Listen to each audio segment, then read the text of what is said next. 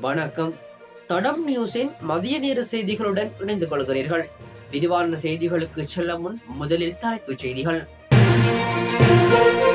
இன்றைய வானிலை அறிக்கை விடுக்கப்பட்டுள்ள எச்சரிக்கை. வடக்கில் அதிகரிக்கும் நிதி மோசடி, காவல்துறை விடுத்துள்ள எச்சரிக்கை. இலங்கை மக்களுக்கு புதிய வாட்ஸ்அப் இலக்கம் அறிமுகம். வேலைவாய்ப்பை வழங்குமாறு கோரி ஜாலில் இன்றும் பட்டதாரிகள் போராட்டம். பிரதமர் ஹரணி அமரசூரிய யாழ்ப்பாணத்துக்கு விஜயம். பாணந்துறை மேம்பாலத்தில் பேருந்து விபத்து. கனடாவில் காலநிலை குறித்து வெளியிடப்பட்டுள்ள எதிர்வு கூறல். தொடர்பான விரிவான செய்திகள். வெளிநாடுகளுக்கு அனுப்பி வைப்பதாக ஆசை வார்த்தைகளை கூறி இளைஞரை ஏமாற்றி பணம் பறிக்கும் சம்பவங்கள் வடக்கில் அதிகரித்துள்ளதாக காவல்துறையினர் தெரிவித்துள்ளனர். இது தொடர்பில் மேலும் தெரிவிக்கப்பட்டுள்ளதாவது, வெளிநாடுகளுக்கு சட்டவிரோதமான முறையில் ஆட்கடத்தல்களில் ஈடுபடும் முகவர்கள் இளைஞரை இலக்கு வைத்து அவர்களை சமூக ஊடகங்கள் ஊடாக அணுகி ஆசை வார்த்தைகளை கூறி பெருந்தொகையான பணத்தினை பெற்று மோசடி செய்து வருகின்றனர். இது தொடர்பில் யாழ்ப்பாணம், மானிப்பாய், கிளிநொச்சி உள்ளிட்ட காவல் நிலையங்கள் முறைப்பாடுகள் கிடைக்கப்பெற்றுள்ளன. வெளிநாடு செல்வதற்கு வங்கிக் கணக்கில் பெருந்தொகை பணம் வங்கிக் கணக்கில் இருப்பில் இருக்க வேண்டும் என கூறி வங்கிக் கணக்கு இலக்கங்களை பெற்று அடையாள அட்டை உள்ளிட்ட ஆவணங்களை பெற்று வங்கியில் உள்ள பணத்தினை மோசடியான கும்பல் பெற்றுக்கொண்டு தலைமுறையாகி வருகிறது. இவ்வாறான சம்பவங்கள் தொடர்பில் பல்வேறு முறைப்பாடுகள் கிடைக்கப்பெற்றுள்ள நிலையில் காவல்துறையினர் விசாரணைகளை ஆரம்பித்துள்ளனர்.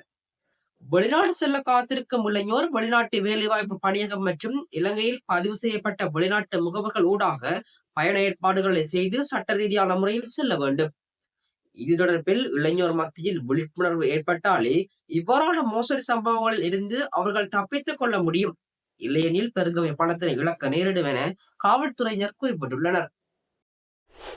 வடக்கு, வடமத்திய, கிழக்கு, வடமேற்கு மற்றும் மத்திய மாகாணங்களில் அதிகாலையில் குளிர்ச்சியான வானிலை எதிர்பார்க்கப்படுகிறது என தெரிவிக்கப்பட்டுள்ளது.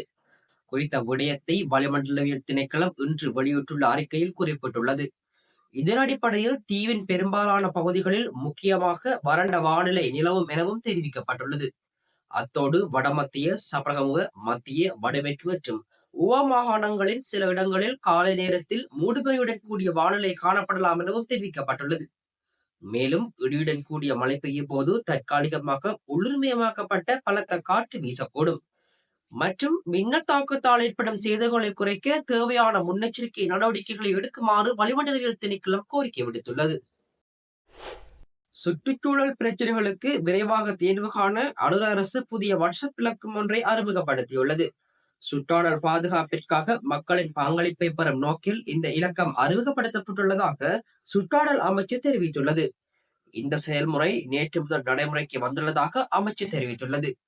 அதன்படி 076 64 12 029 என்ற வாட்ஸ்அப் எண்ணுக்கு சுற்றுச்சூழலில் பிரச்சனைகளை குறுஞ்செய்தியாக அனுப்பலாம். வேலைவாய்ப்பினை வழங்குமாறு கோரி வேலையில்லா பட்டதாரிகள் இன்றைய தினம் யாழ்ப்பாணம் மாவட்ட செயலகத்திற்கு முன்னால் கவனஈர்ப்பு போராட்டத்தில் ஈடுபட்டனர். குறித்த பட்டதாரிகள் கடந்த சில வாரங்களாக தொடர்ச்சியாக போராட்டத்தில் ஈடுபட்டு வருகின்றனர்.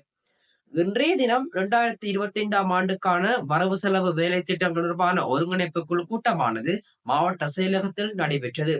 அதில் அமைச்சர்கள் மற்றும் நாடாளுமன்ற உறுப்பினர்கள் கலந்து கொண்டுள்ளனர். இந்நிலையில் யாழ் மாவட்ட செயலகத்திற்கு முன்னால் இந்த போராட்டமானது முன்னெடுக்கப்பட்டமை குறிப்பிடத்தக்கது. பிரதமர் ஹரணி அமரசூரிய யாழ்ப்பாணத்துக்கென்று விஜயம் செய்ய உள்ளார். அதன்படி இன்று காலை கோப்பாய் கலாசாலையில் நடைபெறும் நிகழ்வில் கலந்து கொள்ளும் பிரதமர் அதன் பின்னர் வடக்கு மாகாண கல்வி அமைச்சின் அதிகாரிகளை சந்தித்து கலந்துரையாட உள்ளதாக தெரிவிக்கப்படுகிறது. அதனைத் தொடர்ந்து இன்று மாலை ஏழாலை, சுழிபுரம், சண்டிலிப்பாய் பகுதிகளில் நடைபெறும் மக்கள் சந்திப்பில் பிரதமர் பங்கெடுக்க உள்ளதாகவும் கூறப்படுகிறது. இதனை அடுத்து நாளை கிளிநொச்சி மற்றும் முல்லைத்தீவு மாவட்டங்களுக்கும் பிரதமர் ஹரணி அமரசூரிய விஜயம் செய்ய உள்ளதாகவும் குறிப்பிடப்பட்டுள்ளது. எதிர்வரும் வார இறுதி நாட்களில் கனடாவின் டொரண்டோவில் நிலவக்கூடிய காலநிலை குறித்து எதிர்வு கூறல் வெளியிடப்பட்டுள்ளது. வார இறுதி நாட்களில் டொரண்டோவில் சுமார் 30 சென்டிமீட்டர் வரையில் பனிப்பொழிவு நிலவும் என எதிர்வு கூறப்பட்டுள்ளது. குறிப்பாக எதிர்வரும் ஞாயிற்றுக்கிழமை கடுமையான பனிப்பொழிவு ஏற்படும் என தெரிவிக்கப்பட்டுள்ளது. ஞாயிற்றுக்கிழமை காலை மற்றும் மதிய வேளையில் சாரதிகள் மிகவும் அவதானத்துடன் வாகனங்களை செலுத்த வேண்டும் என அறிவுறுத்தல் வழங்கப்பட்டுள்ளது. பாணந்துறை மேம்பாலத்திற்கு அருகில் இன்று பேருந்தொன்று கவிழ்ந்து விபத்துக்குள்ளாகியுள்ளது. அதன்படி இன்று அதிகாலை பாணந்துறை மேம்பாலத்திற்கு அருகில் இந்த பேருந்து விபத்துக்குள்ளாகியுள்ளதுடன் 4 பேர் காயமடைந்து பாணந்துறை ஆதார வைத்தியசாலையில் அனுமதிக்கப்பட்டுள்ளனர். லுனிகம்பெகரவில் இருந்து கொழும்பு நோக்கி பயணித்த தனியார் பேருந்தே கவிழ்ந்ததாக பாணந்துறை தெற்கு போலீசார் தெரிவித்துள்ளனர். விபத்து நடந்த போது பேருந்தில் 50க்கும் மேற்பட்ட பயணிகள் இருந்ததாக தெரிவிக்கப்படுகிறது. இதேவேளை பேருந்தின் சக்கரங்களில் ஏற்பட்ட தொழில்நுட்ப கோளாறு காரணமாக இந்த விபத்து நிகழ்ந்திருக்கலாம் என போலீசார் சந்தேகிக்கின்றனர். இன்றைய வானிலை அறிக்கை விடுக்கப்பட்டுள்ள எச்சரிக்கை. வடக்கில் அதிகரிக்கும் நிதி மோசடி, காவல்துறை விடுத்துள்ள எச்சரிக்கை. இலங்கை மக்களுக்கு புதிய வாட்ஸ்அப் இலக்கம் அறிமுகம். வேலைவாய்ப்பை வழங்குமாறு கோரி ஜாலில் இன்றும் பட்டதாரிகள் போராட்டம். பிரதமர் ஹரணி அமரசூரிய யாழ்ப்பாணத்துக்கு விஜயம். பாணந்துறை மேம்பாலத்தில் பேருந்து விபத்து. கனடாவில் காலநிலை குறித்து வெளியிடப்பட்டுள்ள எதிர்வு கூறல். இது போன்ற செய்திகளை தெரிந்து கொள்ள தடம் நியூஸ் சேனலை சப்ஸ்கிரைப் செய்து அருகில் உள்ள பெல் பட்டனை கிளிக் செய்யுங்கள். மேலும் இது போன்ற செய்திகளை உடனுக்குடன் தெரிந்து கொள்ள தடம் fm.com என்ற இணையதளத்தின் வாயிலாகவும் எங்களுடன் இணைந்து கொள்ளுங்கள்.